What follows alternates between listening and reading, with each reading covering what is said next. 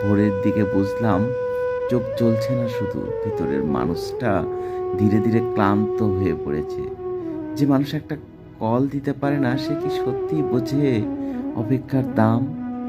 আমি শুধু তোমার জন্য বসে থাকিনি, আমি নিজের ঘুম, নিজের শান্তি, নিজের মর্যাদাটাকেও একপাশে সরিয়ে রেখেছিলাম। এখন বলো, আমি কি আরো অপেক্ষা করব?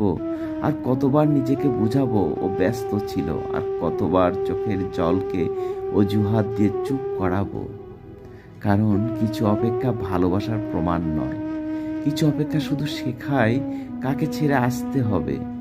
এই রাতটা আমাকে শিখিয়েছে যে মানুষ কথা দিয়ে রেখে খোঁজ নেয় না, সেটা ভালোবাসা নয়, তা হলো একটা অভ্যাস, যেটা ছেড়ে দিলেই নিঃশ্বাস নিতে সুবিধা হয়।